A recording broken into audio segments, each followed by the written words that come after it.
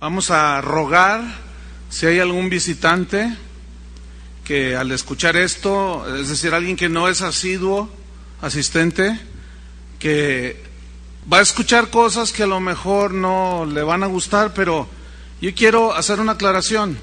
No es nuestra intención ofender a nadie, ¿verdad que no? Porque estamos estudiando la historia de la iglesia y vamos a tocar uno de los puntos más álgidos del tema. Entonces, simplemente abran su corazón o como yo voy a hacer, voy a apelar a su buen sentido, a su sentido común, de que todo lo que se escucha en cualquier parte, bueno, uno es inteligente, ¿no? Como para decir, bueno, esto sí, esto no, y finalmente cada quien saque sus propias conclusiones, ¿verdad? Entonces, cuando me digan que están listos, yo comienzo. Bien, vamos a continuar entonces con la historia de la iglesia cristiana. Este es nuestro cuarto tema y el tema de la serie Historia de la Iglesia Cristiana en esta noche se titula La decadencia del papado. Y déjenme decirles algo a manera de información nada más. Mucha de la información que yo la tomé del diccionario Larousse, versión 2005, en la página 762. Digo, para que haya más pues información. También tomé algunos datos, no todo, porque hay muchas fuentes, pero esto es de lo más conocido para que la gente que escucha esto se dé cuenta que no es un invento, es algo que está ahí en la historia universal y no puede ser escondido, aunque algunos traten de hacerlo. También tomé del diccionario enciclopédico de selecciones del Reader's Digest, de la página 2819, para los que quieran corroborar cosas que van a escuchar en esta noche. Vamos a ver cómo fue que se desarrolló el papado. Según la Iglesia Católica, que es la que sostiene esta doctrina del papado,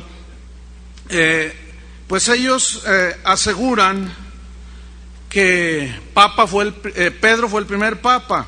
Debo decirles que, según la Iglesia Católica, desde Pedro hasta nuestros días, ha habido 263 papas, de los cuales, esto lo tomé del diccionario extensivo, de los cuales 78 papas han sido canonizados, es decir, han sido hechos santos. De los cuales, de esos 263, 37 están catalogados como antipapas, es decir, gente que hizo mucho daño a la iglesia. Y de estos 263, 37 eran papas. Según la Iglesia Católica, Pedro fue el primer papa, pero vamos a ver cómo los primeros obispos de Roma, el primero que registra la historia es el obispo Lino. Él estuvo como obispo de Roma del año 67 al 79, después de Cristo, obviamente. Después le sucedió el obispo Cleto, del 79 al 91, y le siguió a su vez el obispo Clemente, del año 88 al 97. Y esos tres obispos de Roma dejaron escritos y jamás ellos en sus escritos reclamaron o reclaman la supremacía de ellos sobre toda la iglesia universal o la iglesia alrededor del mundo, jamás. Después llegamos al año 100, en ese periodo del año 100 al 154, hubo 6 obispos más, que más o menos estuvieron ahí dirigiendo la iglesia de Roma, pero no se llamaban papas todavía. Eso está en la historia, nadie lo puede negar, aunque alguien quiera forzar la historia, no puedes torcerla. Entonces, llegamos al año 156, donde aparece un obispo llamado Aniceto, obispo ahí en Roma, y él trató de influir en Policarpo. ¿Quién era Policarpo? Era uno de los pastores. Él era obispo de la iglesia en Esmirna, que estaba en Asia. Y este Aniceto, obispo en Roma, le mandó una orden a Policarpo, obispo en Esmirna, que cambiara la fecha que los cristianos celebraban como Semana Santa. Pero Policarpo se negó, le dijo: pero tú, ¿por qué me dices lo que yo debo de hacer? Tú allá y yo acá, cada quien tiene su área de autoridad. Llegamos al año 168 hasta el 190 y encontramos ahí otros dos obispos en Roma. Uno se llamaba Sotero y otro Eleuterio. Llegamos al año 202 al 218 y ahí aparece otro obispo en Roma llamado Seferino. Entramos al año 190, donde aparece Víctor I. Este reinó 12 años hasta el 2002, o gobernó, mejor dicho, este obispo, pero él amenazó, comenzó a lanzar amenazas a las iglesias orientales, pero los obispos lo pararon. Los obispos de Alejandría, ahorita vamos a hablar un poco más de eso, de Alejandría, que está en Egipto, de todo lo que era el Asia Menor, el Asia Mayor, ya estaba lleno de cristianos, había muchas iglesias, y le pararon el carro a este obispo.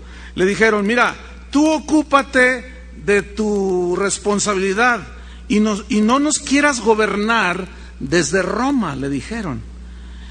Después, en el año 218, aparece otro obispo, Calixto I. Él estuvo hasta el 223 y él fue el primero, dice la historia, en citar Mateo 16:18, reclamando la supremacía sobre toda la iglesia cristiana alrededor del mundo. Pero hay un detalle. Hubo un hombre llamado Tertuliano, que era uno de los llamados padres de la iglesia, eran de los teólogos, de la gente más consagrada, con un entendimiento de la Biblia, hombres llenos del Espíritu Santo, que dejaron un montón de escritos llenos de sabiduría, inspirados en las Escrituras. Y este Tertuliano lo llamó a Calixto I al citar ese texto fuera del contexto, donde él reclamaba la supremacía sobre toda la iglesia. Le llamó Tertuliano usurpador y le dijo: tú no eres obispo de obispos, ¿de dónde sacaste eso? Y lo retó, bueno, no lo retó, le llamó la atención, porque todavía los cristianos entendían que nos podemos reprender el uno al otro, ¿sí? Que podemos llamarnos la atención el uno al otro, como Pablo le reprendió a Pedro allí en Antioquía porque había cometido un error y Pedro no dijo nada, aceptó la reprensión. Entonces todavía había este entendimiento, pero ya se comenzaba a levantar estas actitudes en algunos de los obispos. Llegamos hasta el año 223, hasta el 314. No puedo decir papa por papa porque es 263, ¿no? Hasta el actual. Y en ese lapso que acabo de mencionar, hubo 15 obispos en Roma. Estos comenzaban ya a presionar más y más para que el obispo de Roma estuviese encima de todos los demás obispos de la iglesia cristiana alrededor del mundo, o donde el cristianismo ya estaba vigente. Llegamos al año 314 y aparece Silvestre I. Este era el obispo de Roma cuando Constantino oficializó el cristianismo en el Imperio Romano, ¿recuerdan? Bien, este Constantino fue el que convocó, acordémonos, al concilio de Nicea en el año 325, donde surgió el credo de los apóstoles, que le llamaban así, combatiendo la doctrina del arrianismo que rebajaba a Jesús a un simple ser humano. Y aquí, en este concilio de Nicea, se trataron otras cosas, y aquí se les da a los obispos, no solo de Roma, sino los obispos que estaban en Alejandría, en Egipto, y en Antioquía, en Siria. Ahí en ese concilio que convocó Constantino, allí les da plena jurisdicción en cada una de las provincias, a los respectivos obispos, ¿sí? Entonces, al obispo de Roma también, en ese concilio llegaron a un acuerdo. Bueno, tú te ocupas de esto, esa es tu área de autoridad. Los demás obispos, cada uno tiene su área de autoridad. Están las iglesias creciendo bajo su dirección, bajo su liderazgo, bajo su cobertura. Entonces, hasta esa fecha no hay un indicio histórico, nadie lo puede mostrar, a menos que mienta, pero es muy fácil echar por tierra cualquier otro argumento, porque la historia no registra de que los obispos se sometieran todos al obispo de Roma. No existía eso. Fue hasta el concilio de Sárdica en el año 343 donde se reconoce la autoridad suprema del obispo de Roma. Finalmente logró el obispo de Roma imponerse sobre los demás, porque ellos decían, la capital del imperio romano está aquí en Roma, y si aquí vive el emperador, aquí debe de vivir el que gobierna toda la iglesia. Entonces, nada más que hay un detalle, fíjense, en ese concilio, al reconocer la autoridad suprema del obispo de Roma, resulta que no asistieron los obispos de las iglesias de Oriente. ¿Por qué? Les dieron el clásico madruguete. O sea, no los invitaron.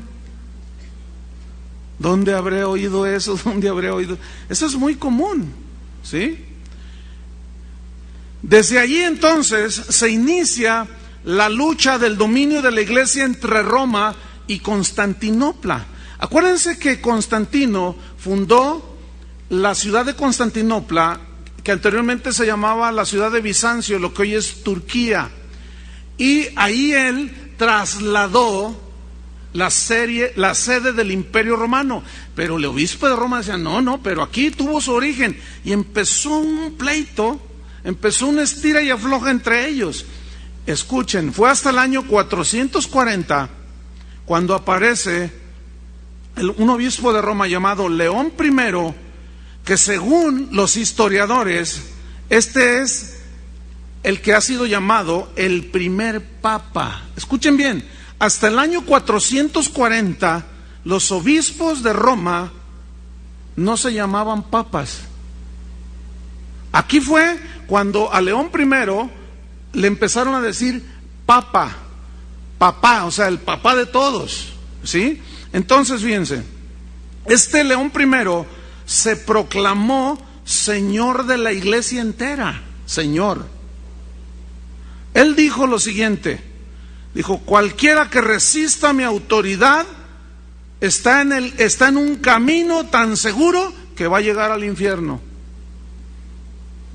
Fíjense ya cómo empezaron a tomar aires igualándose a Dios. Qué increíble, ¿no? Todo el que resista mi autoridad está en un camino seguro al infierno. Dice la historia que León I fue el primer papa en abogar por la pena de muerte a los herejes, pero obviamente los herejes eran aquellos que se oponían a los errores del papado, ¿sí? Entonces, mientras que Jesús dijo, guardaos de los falsos profetas, suponiendo el caso que hubiera herejes y que Él los sancionara, ok, pero Jesús dijo, guardaos de los falsos profetas, guardaos, pero León I los mataba. Entonces hay una gran diferencia, ¿no?, entre lo que dijo Jesús y lo que comenzó a hacer este hombre. Llegamos al año 476, cuando dice la historia que el imperio romano es vencido por Odoacro, un rey bárbaro, o sea, vence al emperador, vence a todo el dominio de Roma y cae el imperio romano.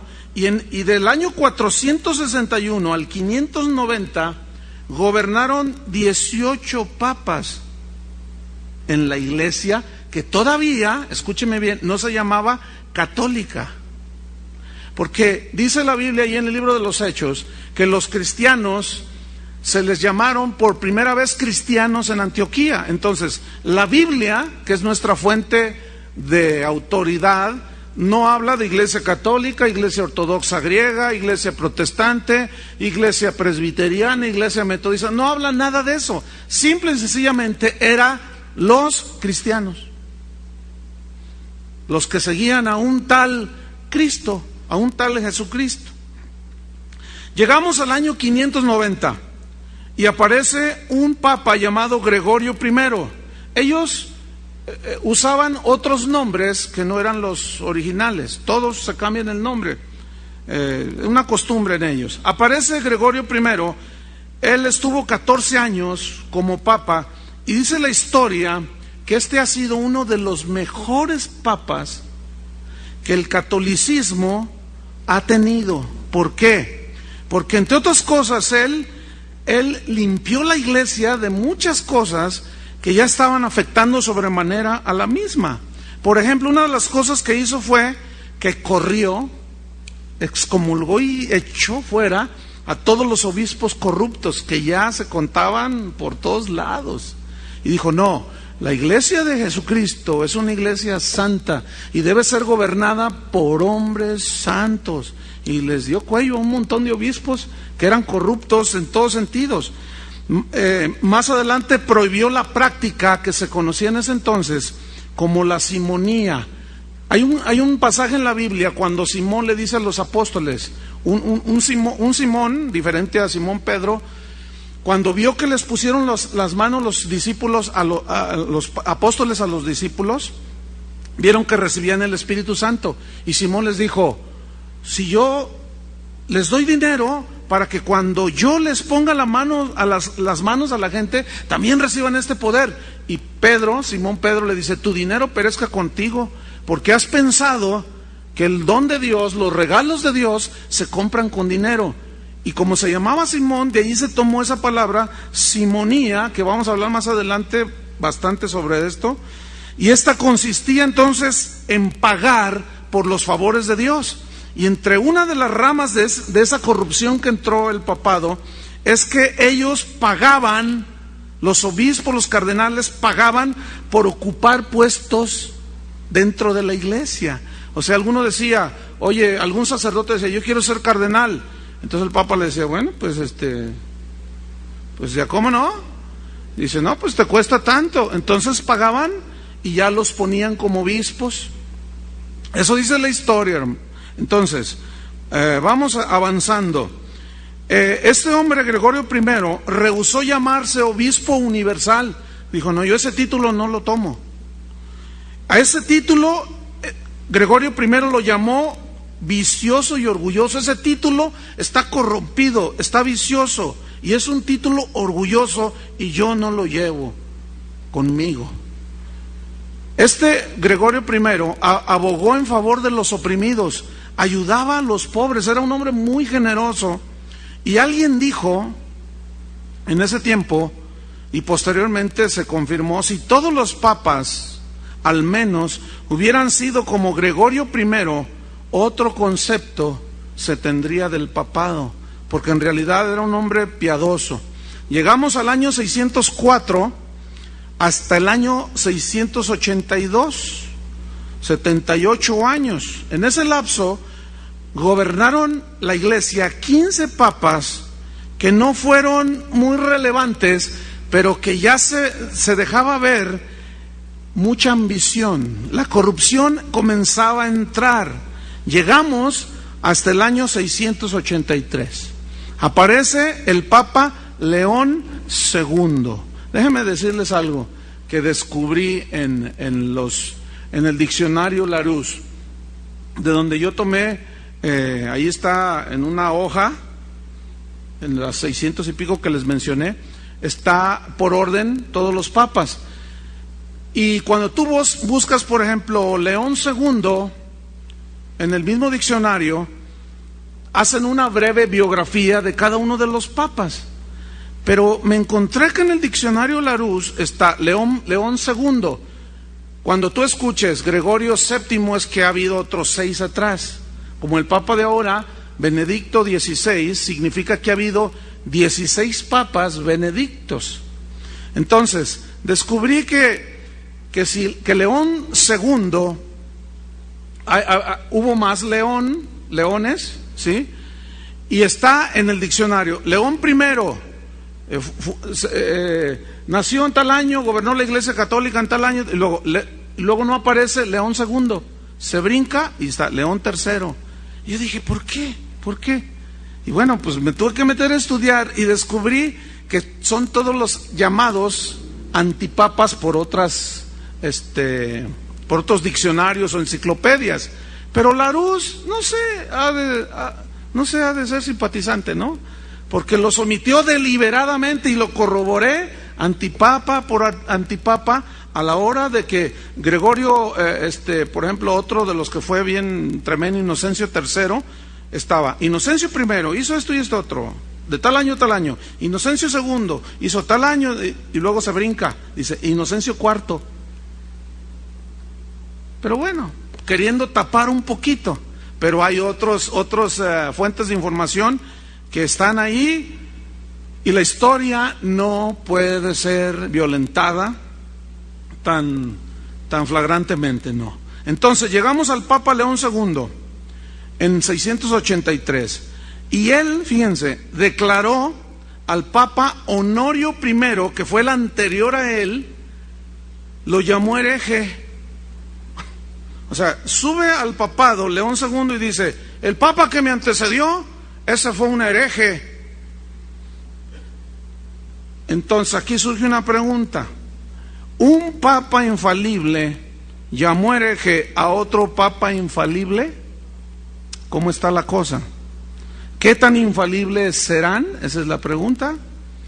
En el año 684 al 752 gobiernan otros 12 papas y aparece en el 752 un papa llamado Esteban II.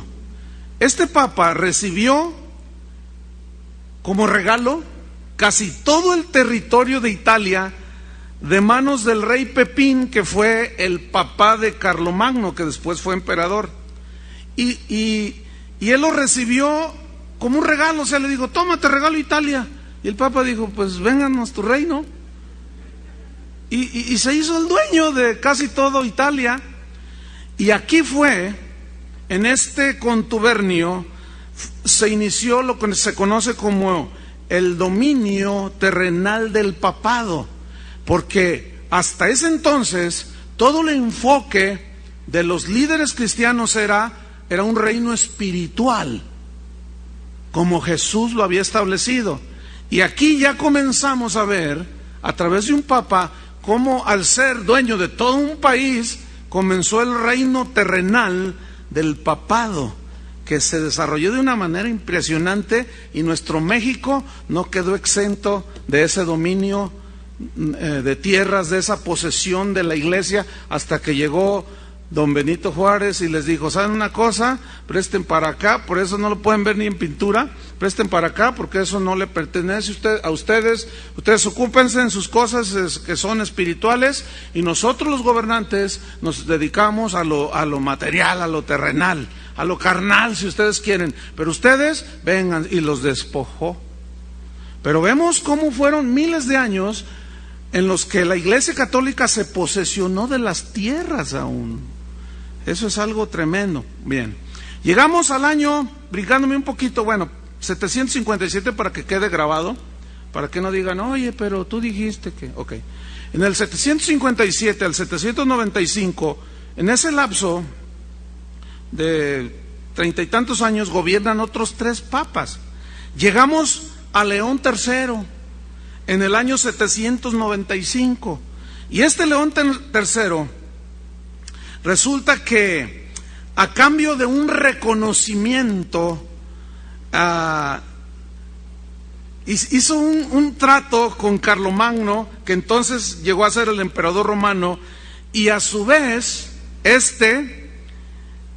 elevó al Papa a una potencia mundial, política y religiosa. Y fíjense, la unión de León III con el emperador Carlomagno fue lo que dio origen, según la historia, a lo que se conoce como el Sacro Imperio Romano. ¿Han oído de eso? El Sacro Imperio Romano. Bien, es decir, que estaban coaludidos ya para gobernar las conciencias de las personas y sus posesiones, el Papa Romano con el emperador. Y esa combinación, vamos a ver qué fue lo que produjo. Llegamos al año 816 hasta el 858. Ahí reinan otros 8 papas. En el 858 aparece Nicolás I.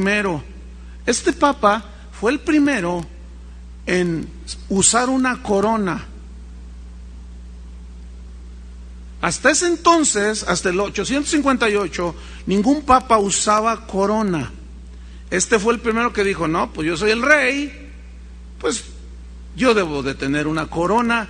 Hubo un reformador, adelantándome un poco, llamado John Hus, que él era un sacerdote católico, pero ya no comulgaba con las enseñanzas de Roma, aunque él estaba dentro de la iglesia romana.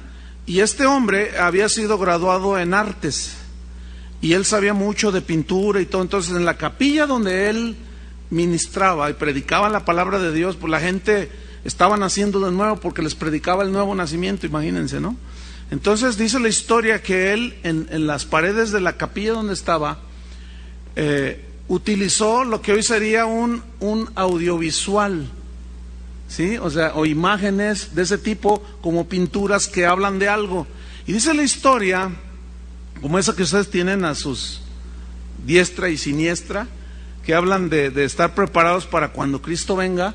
Él, dice la historia, John Hus, que en esa capilla, él pintó un cuadro del Papa con su corona y enfrente de él a Cristo con su corona de espinas. Entonces, cuando la gente entró, pues fue duro el golpe, ¿no? Decían, ¡ay! Se quedaban sorprendidos porque decían, a ver, ¿cómo está eso? El Rey de Reyes, coronado con una corona de espinas, y el representante de él con toda la pompa y lujo. Entonces allí comenzaban ellos ya a hablarle a la gente para que reaccionaran. Entonces aparece este hombre, este papa, Nicolás I, dio a conocer un documento que al paso del tiempo se comprobó que era falso. Él esgrimió un documento, según él, que había dejado Constantino hacía 500 años atrás, un documento que se llamaba, según él, la donación de Constantino.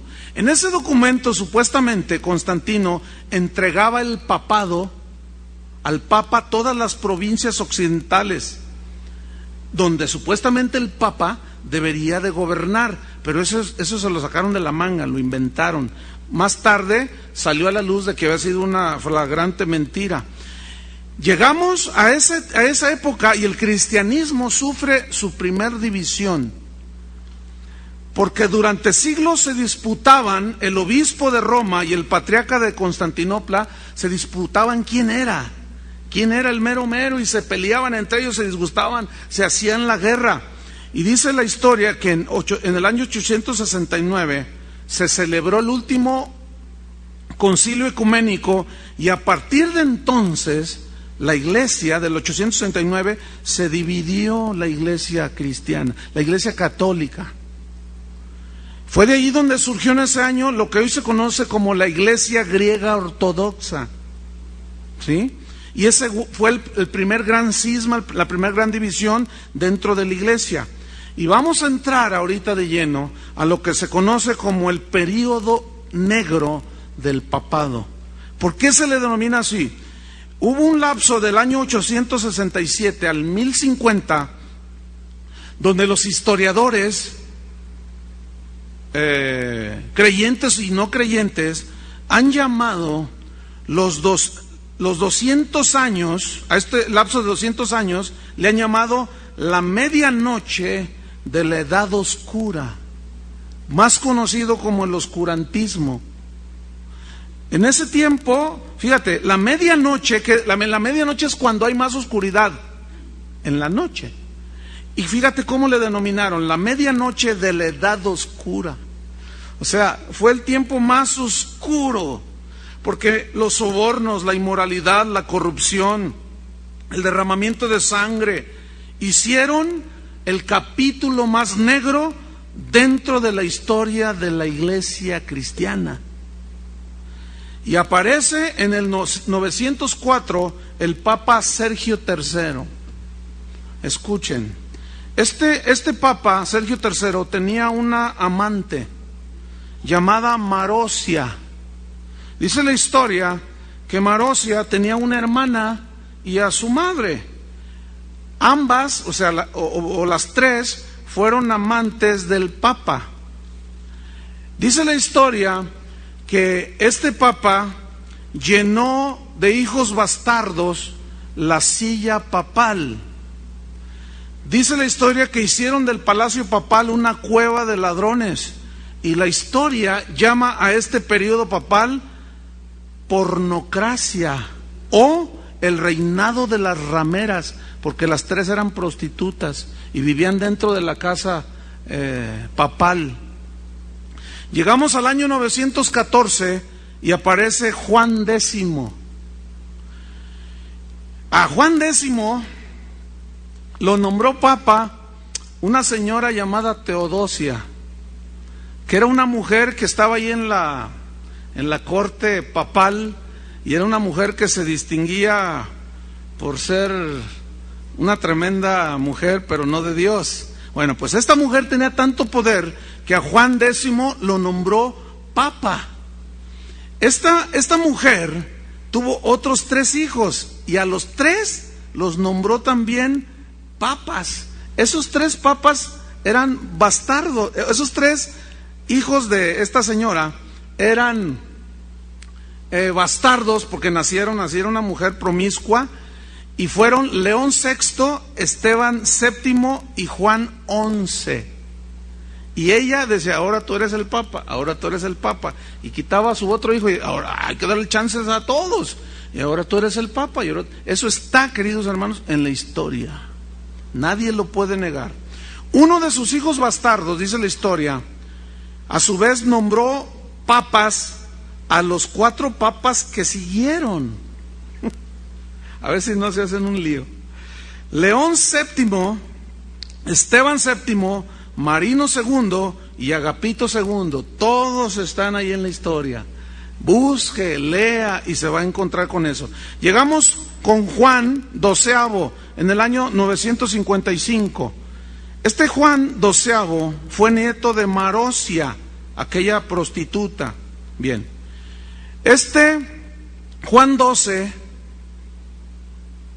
que fue papa, fue hijo del Papa Sergio III. Este Juan XII fue culpado de violar mujeres vírgenes, viudas. Dice la historia que vivió con una de las concubinas de su papá, el que había sido papa. Hizo del palacio papal, según la historia, un prostíbulo, y murió asesinado por el esposo de una de sus amantes, que logró burlar la vigilancia, herido en su amor. Digo, pues era muy papa, pero se metió con mi mujer y burló los soldados papales, la guardia papal, y lo clavó con una daga y lo asesinó. Así murió Juan XII. Llegamos a Bonifacio VII en el año 984. Este asesinó al Papa Juan XIV, el que fue antes de él, lo asesinó. Un obispo de Roma, porque dentro del Imperio Romano, allí todo lo que era en la ciudad de Roma, pues se consideraba el Imperio Romano, regiones que estaban aledañas a la ciudad de Roma, y había otros obispos, y uno de ellos los llamó monstruos llenos de sangre, llenos de inmundicia. Les dijo: anticristos sentados en el trono de Dios. O sea, empezaba los reclamos airados de la gente hacia sus líderes, que en ese entonces eran los papas. Llegamos al año 1012 después de Cristo, y aparece uno de los benedictos, Benedicto VIII. Este papa, escuchen, compró el puesto de papa con dinero de sobornos que había hecho. Eso dice la historia. Les repito, yo no me estoy sacando nada de la manga ni estoy inventando. O sea, compró el puesto de papa con dinero. Yo quiero ser papa. Bueno, sí, pero pues ¿quién da más? Dijo, no, pues. Y él fue el que llegó al precio, y él llegó a ser Papa Benedicto VIII en el año 1012 de nuestra era. Llegamos al año 1024 y aparece otro papa, Juan XIX. Este también, para variar, compró el papado. Llegamos al año 1032 y aparece Benedicto IX. Este fue hecho papa, escúcheme, fue hecho papa por un convenio que tuvieron entre las familias más ricas que había en el Imperio Romano, y fue hecho papa a los 12 años de edad. Benedicto IX se llamó. Según la historia, dice que este Benedicto sobrepasó la maldad de Juan XII, el que fue traspasado por el esposo de una de sus amantes. Dice la historia que asesinaba, era un asesino despiadado, adulteraba a plena luz del día. Dice que robaba a los extranjeros que llegaban a Roma. Decía, a ver, pónganse en los caminos, les decía a sus soldados, a sus guardias, y desvalíjenlos todos y tráiganme todo para acá. Hagan de cuenta los policías de por acá. Así más o menos, o sea, en contubernio, ¿sí? O sea, los que deberían de ver por la paz en la sociedad eran los que estaban coaludidos con los narcos y con toda la gente. Hagan de cuenta lo mismo. Pero ¿saben qué sucedió? El pueblo de Roma empezó a decir, no, pues ¿qué está pasando? Resulta que a este señor Benedicto IX, el pueblo lo expulsó de Roma y murió en el exilio. Y la gente como que quería alzar la cabeza, pero como ya empezaban una serie de doctrinas de que no toques esto, no digas nada porque te vas al infierno, entonces la gente tenía miedo, pero algunos decían, pues no le hace que me vaya al infierno, pero para salvar a todos los que vienen después de mí, todas mis generaciones, y vamos a darle agua a este hombre. Es un hombre impío, malo. Llegamos al año 1045. Para variar, Gregorio VI compra el papado. Llegamos al año 1046 y aparece un papa llamado Clemente II. Este fue nombrado papa por el emperador Enrique III de Alemania. Y aquí, escuchen bien, comienzan a levantarse grandes protestas en diferentes países y ciudades del Imperio Romano contra la corrupción papal. Y aparece entonces un papa llamado Gregorio VII en el año 1073 de nuestra era. Y este surgió entre toda esa maldad como una respuesta de los mismos cardenales, como diciendo, oye, el pueblo nos está presionando, vamos a hacer algo porque si no pues se nos va a caer todo este asunto. Y surge Gregorio VII, y este era un buen hombre. Un hombre que entre todos la corrupción que prevalecía se distinguía porque él combatió la inmoralidad. O sea, todo lo que hacían los papas, que tenían amantes, concubinas, violaban señoritas y hacían orgías, y era una cosa horrible, este hombre dijo no, y combatió la inmoralidad, y él insistió en el celibato de los sacerdotes, ya que entonces empezaron a llamar. Pero eso fue un error, porque la Biblia dice que el que gobierna la casa de Dios debe ser marido de una sola mujer, sobrio, prudente, que tenga hijos, etcétera. Y ellos insistieron en el celibato porque fue una doctrina que un papa, más adelante yo les voy a decir cómo fue que un papa fue el que se le ocurrió. Dice, no, pues nada de nada, y eso es antinatural.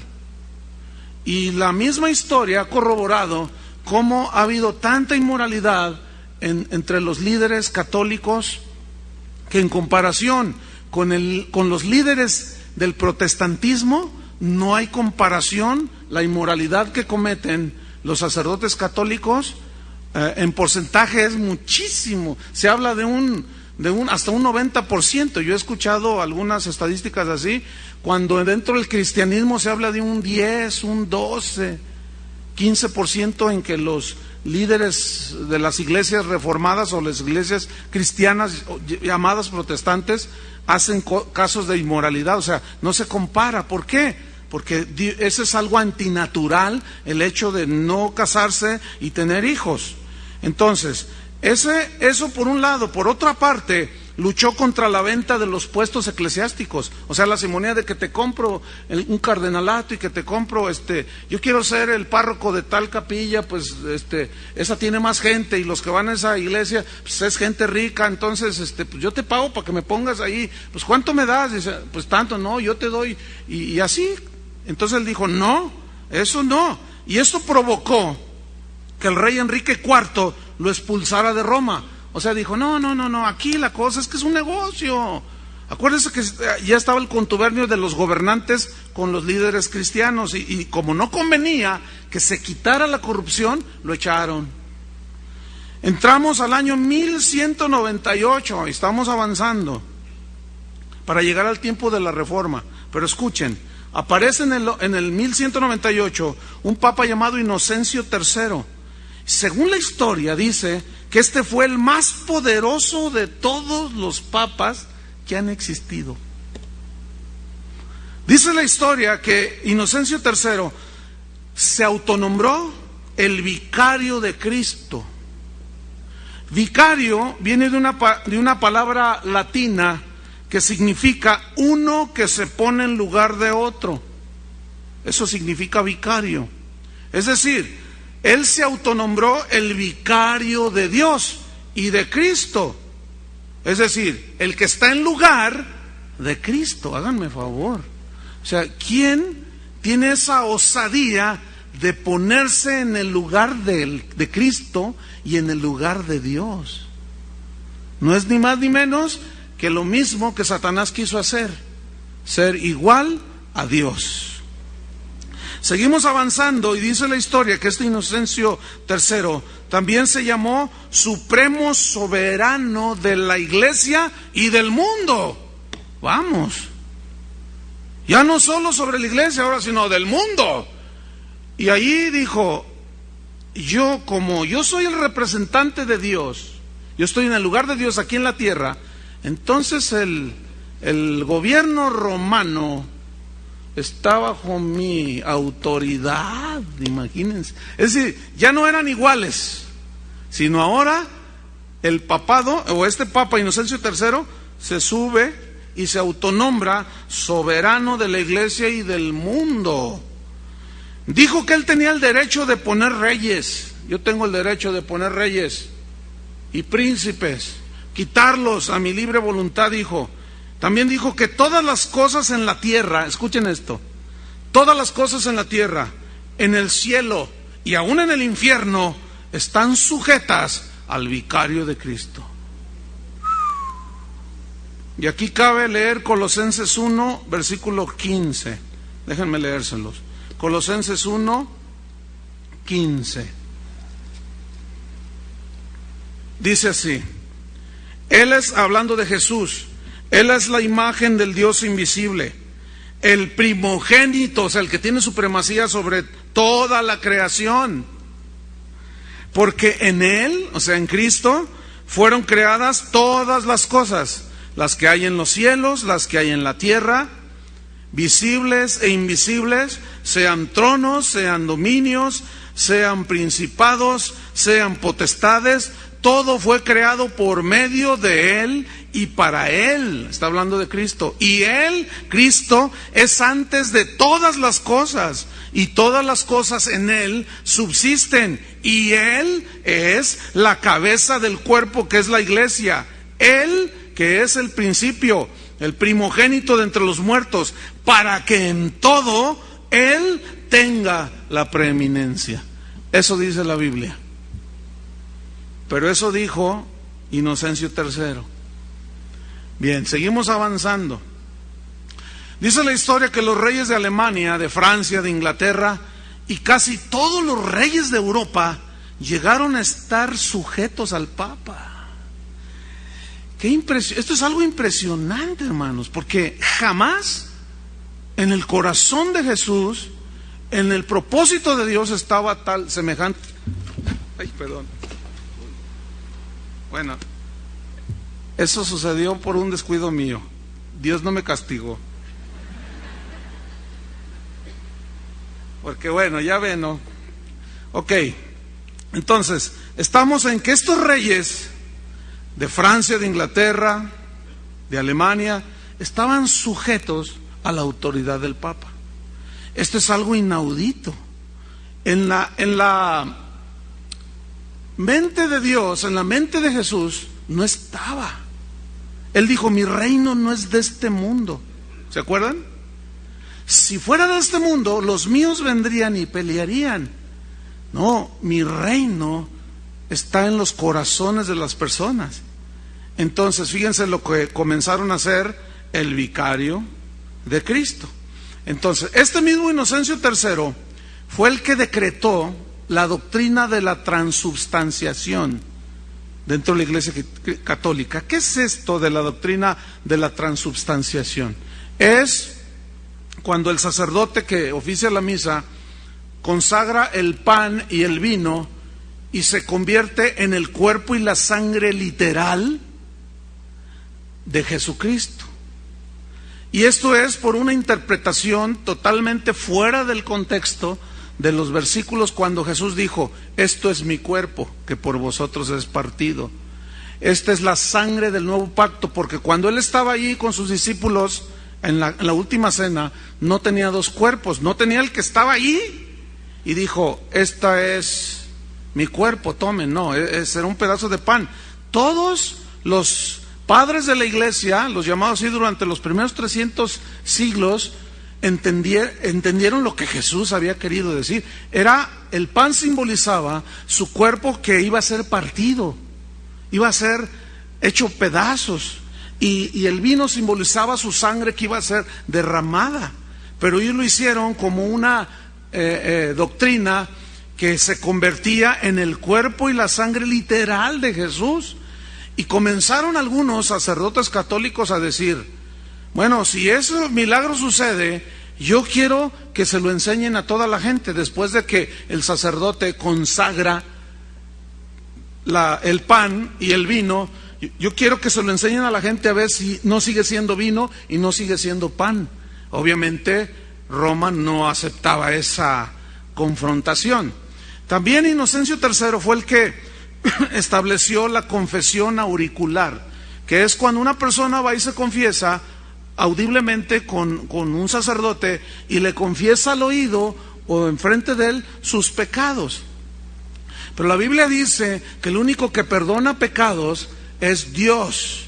Y la Biblia dice que si nosotros confesamos nuestros pecados, Él es fiel y justo para perdonarnos y limpiarnos de toda maldad. Entonces, todas esas doctrinas no tenían, ni tienen, ni tendrán sustento bíblico. Hasta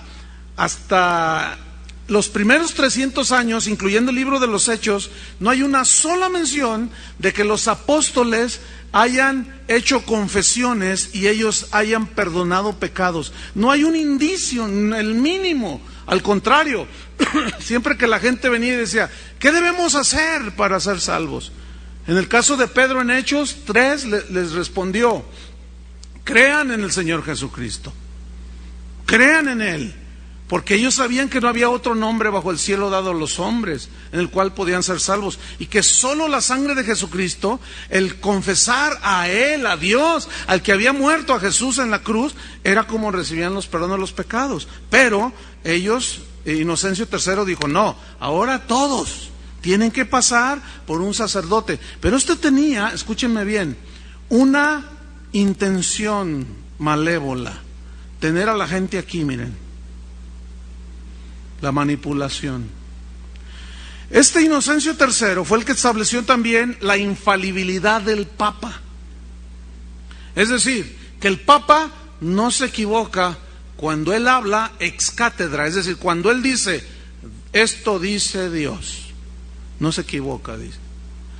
Y más adelante vamos a ver cómo entre ellos mismos se excomulgaban. Hubo un tiempo que hubo 4 papas a la vez. Y uno se excomulgaba y le decía, no, pues botellita de Jerez, y andaban ahí y se excomulgaban. Era un despapalle, era un relajo, era algo tan vergonzoso dentro de la historia. Pero este Inocencio, ese sí no se midió, de inocente no tenía nada. Este hombre, Inocencio III, prohibió la lectura de la Biblia. Él fue el que inició y dijo, prohibido que la gente lea la Biblia. Y él mismo fue el que estableció el dogma de la infalibilidad papal. Llega Juan 23, el más contemporáneo de los Juanes. Él estuvo en el 1958 al 62. Y Juan 23 dice, todo católico debe leer la Biblia. Oh, pues, pónganse de acuerdo, ¿no?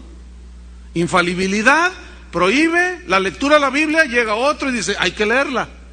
En fin, este Inocencio III fue el que instituyó la Inquisición, o lo que se conoció como el Santo Oficio, que ahorita vamos a hablar un poquito de ello, sí tenemos unos minutos. Y aparte él ordenó la matanza de los albigenses, que fueron gente que leía la Biblia y que ya estaban descubriendo las verdades de los pergaminos que en ese entonces había, no estaba la Biblia como las tenemos actualmente. Eran escritos, pergaminos, ¿sí? Que ellos los leían, y ellos ya habían descubierto muchas verdades de Dios leyéndolas, y este Inocencio III ordenó la matanza de todos ellos. El Santo Oficio fue el brazo asesino de la Iglesia Católica, del Papa en este caso. Era una corte eclesiástica para descubrir y castigar a los herejes. Obviamente los herejes eran los que se oponían a los abusos del Papa. Cualquier sospechoso podía ser torturado y asesinado sin previo juicio. Nada más decían, ese es, y agárrenlo, y lo quemaban, lo torturaban. Dicen que les metían fierros delgados entre las uñas, y hacían muchas cosas terribles. Pero resulta que si esta víctima era un hombre rico, los bienes de esta víctima se los repartían entre los clérigos y el Estado. Qué listos eran estos muchachitos. Fíjense que fue bajo su reinado de este Inocencio III que se dio lo que se conoce como la tristemente célebre noche de San Bartolomé. ¿Qué sucedió en esa noche? No solo en esa noche, sino en ese lapso. En esa noche murieron más de 30,000 personas, cristianos ellos, que leían las Escrituras. Pero durante esa época murieron casi 1,000,000 de personas, hermano, que fueron asesinadas, torturadas, decapitadas por orden de Inocencio III. Déjeme decirle algo tremendo. Cuando usted vaya al Vaticano, a Roma, es muy posible que yo haga un viaje a Israel este año, y de ahí nos vamos a pasar a Roma, y es algo muy interesante porque la historia ahí está. Pero si alguno va al Vaticano, yo nunca he estado ahí, pero si Dios quiere, en este año estaré allí. Y bueno, pues se vale sacar fotos, y ahí en el Vaticano, en una de sus vitrinas, hay una moneda que acuñó el Papa Inocencio III en honor de la matanza de casi 1,000,000 de personas. Dice la historia que fue un triunfo de la Iglesia sobre los herejes. Fue una atrocidad impresionante. Dicen que hubo fiesta, orgías, borrachera, celebrando la victoria de Cristo. Vergüenza me da a mí porque yo soy cristiano. Y algunos estarán diciendo, ay, no, pues sí, los papas y todo. Espérenme, también en el cristianismo protestante hay corrupción, pero de eso vamos a hablar después. Porque algunos dicen, ay, sí, no, qué malos. No, también aquí adentro. Y también vamos a denunciar esas cosas porque están en la historia contemporánea y no las podemos esconder. Así como a los católicos no les gusta que ahora sí que saquen los trapitos al sol, a los cristianos no nos gusta. Pero nadie puede contra la historia y contra las evidencias comprobadas de mucha gente corrupta dentro del ministerio cristiano, hermanos. Y yo, debo confesarles algo. Cuando yo estaba estudiando esto para dar esta clase a los estudiantes en la escuela bíblica, hubo tiempos en que lloraba, de veras. Cuando leía todo, yo había estudiado esto, pero en algún momento cobra más sentido, ¿sí? Y luego viendo la condición de la iglesia actual, tú dices, bien difícil, hermano, porque tú dices, ¿qué han hecho, Señor? ¿Cómo han pisoteado tu palabra? ¿Cómo hemos pisoteado la sangre de Cristo en el nombre tuyo? Esto es algo vergonzoso, hermanos. En el nombre de Cristo, por mandato del vicario de Cristo, murió en ese tiempo casi 1 millón de personas. En Juan 16, versículo 1 al 4, Jesús dijo, os matarán y pensarán aún que lo hacen en mi nombre. Fíjense nomás. Juan 16, versículo 1 al 4. Los papas, dice la historia, usaron la Santa Inquisición durante 500 años, hermano. Wow. Para mantener su poder. Hasta la fecha, escúchenme bien, hasta la fecha, ningún papa ha sido lo suficientemente valiente para dar una explicación acerca de estos puntos negros en la historia. A lo más que llegó Juan Pablo II fue pedirle perdón a los judíos por no haber hecho nada la Iglesia Católica cuando el nazismo, el Papa que estaba en ese tiempo, en la época de Hitler, estaba en contubernio con Hitler y mataron 6 millones de judíos. Y la Iglesia Católica, el Papa guardó silencio, no dijo nada, se hizo el desentendido, pero llega Juan Pablo II y hará 5 años antes de morir, él pidió perdón a la comunidad judía porque la Iglesia Católica había callado. Y pidió perdón por otras cosas. Por ejemplo, John Hus, que fue un sacerdote el que le mencioné antes, ese lo quemaron vivo. Ya veremos su historia. Y antes de morir, unos 4 años, él dijo, la historia, he leído la vida de John Hus, dijo, y era un hombre de Dios. Y yo lo reivindico. Dice, deberíamos, si fuésemos como fue John Hus, de piadoso y amante de Dios, que amaba a Dios con todo su corazón, otra cosa sería. Y hizo un llamado a todos los eruditos católicos. Esto está, hermano, en la historia. Yo lo leí en el periódico, tengo el recorte. Dijo, hago un llamado a todos los eruditos católicos que estudien la vida de John Hus. Y ese fue uno de los iniciadores de la Reforma Protestante, imagínense. Pero la gente quería escuchar más. El mundo quería escuchar que un papa dijera, ¿qué pasó en esos 500 años? Nadie ha dicho nada. Han guardado silencio.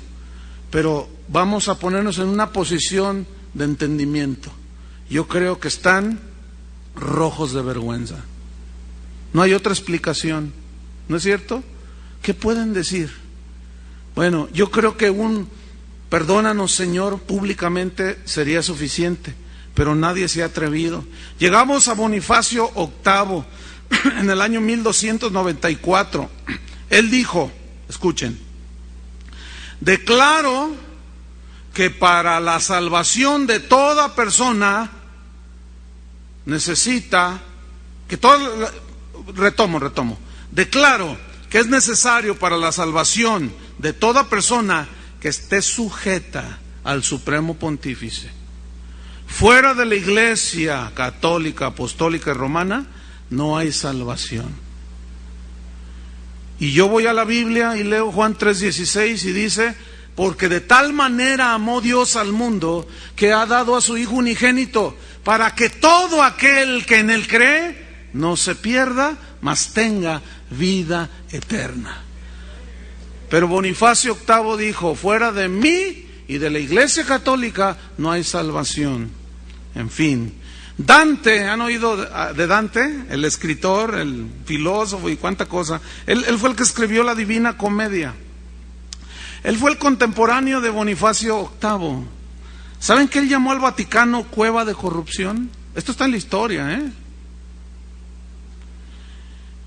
En el llamado infierno de Dante, ¿han oído algo de eso? Los asignó a los papas Bonifacio VIII, Nicolás III y Clemente V a las partes más bajas del infierno, en su obra, El infierno de Dante. Llegamos al tiempo cuando aparece Felipe el Hermoso, así le llamaban, rey de Francia. Era un rey de Francia. Y él se levanta en contra del papado, estaba harto de los abusos del papa, porque acuérdense que ya estaban encima de los reyes y ellos los ponían, ahora tú quítate, ahora él te me dio una lana, quiten ese rey, pónganme a este. Y este dijo no, y harto Felipe el Hermoso, dice la historia, pues a raíz de un impuesto que ya los tenía hasta acá, un impuesto, fíjense, qué increíble, ¿no? Ahora el papa poniendo impuestos, ¿no? Enriqueciéndose, dijo Felipe el Hermoso, ya estoy hasta acá, y se levanta en armas y somete al papado y vence al ejército del papa y le reduce el poder. Y en el año 1377 aparecen dos grupos de papas. Fíjense qué interesante. Uno, un papa en Roma, había otro papa en Aviñón, en Francia, y se excomulgaban entre sí. Decían, yo excomulgo al papa que se dice papa, que está usurpando, yo soy el verdadero papa, decía el francés, el que estaba en Aviñón, en Francia. Y luego se la reviraba el otro, no, yo soy el verdadero, porque Pedro fue el primero y yo estoy en Roma y tú eres el excomulgado. Y empezaban ahí entre ellos, ¿no? Se maldecían mutuamente. Todo el mundo fue testigo de cómo se maldecían el uno al otro. De todo se decían los representantes de Dios. Llegamos a Juan 23. Escúcheme bien, la historia papal registra dos Juan 23. Juan 23, uno fue italiano y el otro fue francés. El italiano, del que les estoy hablando, que sucedió en esta época, Juan 23 fue en el 1410, era italiano. Es llamado por algunos el peor criminal. Es llamado el más depravado de los papas que han existido. Dice la historia que tenía más de 200 mujeres como amantes. Por poquito le llega a Salomón. Entre doncellas, tenía, fíjense, monjas. ¿Se acuerdan que ya había, ¿cómo se llaman? Conventos. Él iba, visitaba los conventos según él, y decía, apártenme esa y esa, y se las llevaba ahí al palacio papal. Y entre todas esas 200 mujeres había doncellas, monjas y mujeres casadas. Había muchas que se resistían a sus cortejos y las violaba de una manera despiadada. Dice la historia que aún su cuñada fue su amante. Y escuchen, por si fuera poco, era homosexual. Pero también tenemos los nuestros aquí, no crean que no. ¿A poco creen que estamos muy limpios? No. Eso comprueba una cosa, hermanos, que el pecado no es privativo de una sola iglesia o de un solo. No. El pecado está en los seres humanos, pero la salvación, así como el pecado es democrático y es para todos, también la salvación es para todos. Y eso no prueba otra cosa más que el hombre está caído, sea católico, sea protestante, vaya a casa de oración, vaya a Santa Filomena. Si no nace de nuevo, no puede ver el reino de Dios. Entonces llegamos, vámonos rápido, al año, este hombre tremendo, ¿verdad? Y había algo que le distinguía también. Él negaba la existencia de una vida futura. Decía, no, ¿cuál cielo, hombre? El Papa. Decía, no, ¿cuál cielo? La vida es una y hay que vivirla.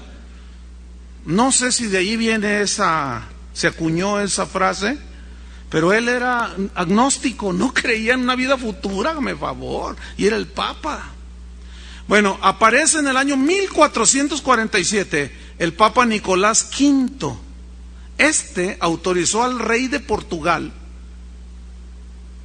que hiciera guerra contra los negros en África y que los hiciera esclavos. Le digo, vete y tráete los negros de allá de África, y que al cabo esos, mira, los negros no tienen alma, esos son malditos por Dios, esos no, mira, y le dice, órale, agarra las armas, y el otro ahí va, en el nombre de Dios, fíjate nomás, ¿cómo llegaron los españoles aquí? Igual, con la espada, y órale, en el nombre de Dios, y a matar indios, patarrajada.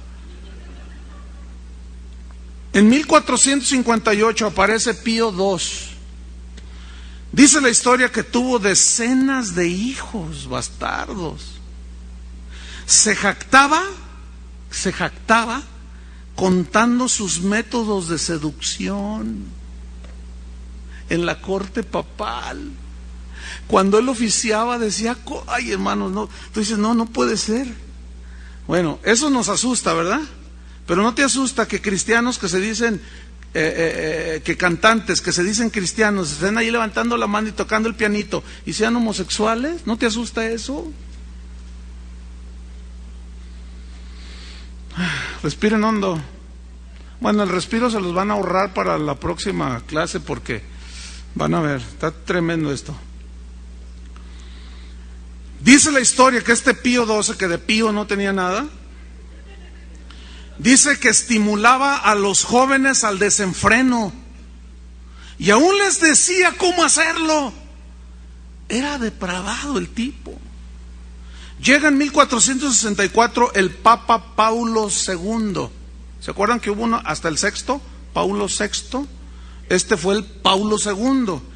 Dice la historia que este llenó de concubinas el Vaticano, hermanos. Qué impresionante. Sixto IV, en el año 1471, decretó que pagando dinero se podían sacar las almas del purgatorio. Habían previamente inventado el purgatorio. Uno de los reformadores dijo, el purgatorio es un invento recaudatorio. ¿Sí? Porque el purgatorio, según la teología católica, o lo que ellos dicen, es un lugar donde después de muerto tú vas y expías todos tus pecados con misas gregorianas, y pues los que quedan aquí en la tierra tienen que ir a pagar dinero pagando misas gregorianas, que son para sacar a la gente del purgatorio, y para que entonces tú ya puedas llegar al cielo, según la creencia católica. Pero esto agrede, escúchenme bien, esto del purgatorio agrede a la obra expiatoria de Cristo. Si existiera el purgatorio, el sacrificio de Cristo en la cruz fue incompleto. No sirvió, no fue completo. Y cuando Jesús dijo en la cruz, consumado es, en ese momento se consumó eterna salvación y redención para todos aquellos que se acercan en arrepentimiento, nacen de nuevo, se convierten a Dios, Dios les da una nueva naturaleza y en ese momento son engendrados hijos de Dios. Es imposible que la gente al pagar haga que salgan otros del purgatorio. Ese es un invento recaudatorio que hasta la fecha lo siguen explotando. Y es una de las ofensas más horribles que hay dentro del cristianismo, en este caso el cristianismo católico, de esas mezclas que agreden el sacrificio de Cristo en la cruz. Pues dice la historia entonces que este Sixto IV se enriqueció tanto, tenía tanto dinero, que comenzó a enriquecer a la familia y también es que imagínense todo lo que ganaban. Imagínense las arcas del Vaticano cómo se llenaban. ¿Saben cómo empezó el asunto con Martín Lutero, un monje católico? Dice que él iba caminando y se encontró un borracho. Y el borracho estaba risa y risa y gritaba de gozo, pero borracho, estaba tirado. Entonces Martín Lutero, ya un sacerdote católico, se le acerca y le dice: ¿y tú por qué estás tan contento? ¿Qué es lo que te sucedió que estás tan contento? Y dice: pues mire, y saca una hoja y dice: pues qué, que acabo de comprar una bula, papá, unas indulgencias firmadas por el Papa. Tengo garantizado el cielo. Y algo pasó en el corazón de Martín Lutero y dijo, no, ¿cómo? En ese entonces él ni la Biblia leía, ni las Escrituras leía. Dijo, no, ¿cómo? Y dice que se puso tan desconcertado que fue y se metió a llorar ahí en su cubículo que tenía en el convento. Pero ¿cómo, Señor? ¿Cómo es posible que una persona se arrastre en lo más bajo del vicio porque asegura tener un papel firmado por el Papa? Y ahí empezó su búsqueda de Dios, y bueno, eso ya llegará a su momento de verlo. Estoy por terminar. Estoy en Sixto IV, donde se enriquece y, entre otras cosas, hizo cardenales a 8 sobrinos suyos. Pero resulta que esos sobrinos suyos eran todos niños. Y le dijo, tú serás cardenal, tú eres cardenal. Esos eran, hermanos, los papas hasta el año 1471. Aquí vamos a continuar más adelante, el próximo jueves, un poco más hablando sobre esto. No queda mucho, porque luego vamos a entrar de lleno a la reforma, que es a donde yo quiero llegar. Me urge llegar a ese punto, a la reforma, que fue la que nos tiene hoy aquí a nosotros, hermanos. Vamos a orar. Padre, te damos gracias, Señor, porque en tu gracia nos has salvado, en tu misericordia, aunque nos sentimos, Señor, avergonzados. Nos sentimos tan agredidos. Si nosotros como simples humanos nos sentimos así tan avergonzados por lo que los hombres perversos han hecho con tu iglesia, Señor, ¿cuánto más tú? Pero tú eres un Dios de paciencia, tú eres un Dios de misericordia, que aún a pesar de que estaba todo tan oscuro, tú siempre les hablabas. Y siempre dejabas un remanente, Señor, siempre lo hiciste. Hoy aquí estamos, después de 2000 años, Señor. Ha mejorado muchísimo, pero algo está pasando en nuestra iglesia de hoy. El catolicismo, por una parte, sigue hundido, aunque ha habido hombres buenos, como el último Juan 23, pero ya dentro de la iglesia reformada, que es la que son nuestras raíces, Señor, hemos caído en cosas que los reformadores condenaron. Si hoy vinieran y vieran el estado de la iglesia, levantaban otra reforma, porque es una vergüenza lo que se ha hecho con la iglesia. Pero nosotros nos agarramos de la promesa de Cristo, que dijo que las puertas del infierno, las puertas de la muerte, no prevalecerían contra la iglesia. Y nos agarramos de la promesa de Cristo, que dijo que Él vendría por una iglesia limpia y sin mancha. Y damos gracias a Dios y oramos por todos los líderes en todo el mundo, dentro del catolicismo, dentro del luteranismo, del metodismo, del pentecostalismo, de las iglesias independientes, todos los líderes cristianos, Señor.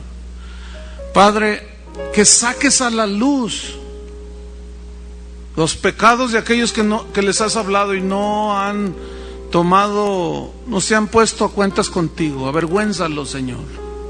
Así como sacabas a la luz todas estas cosas. Limpia tu iglesia, Señor. Limpia tu iglesia. Queremos caminar en rectitud contigo, Señor. Tu palabra dice que tú eres poderoso para guardarnos sin caída. Y nos agarramos de esa promesa. Dios es fiel, hermanos. Y si tú eres nacido de nuevo, tú puedes vencer al mundo y al maligno. En el nombre de Jesús. Amén. Que Dios les bendiga.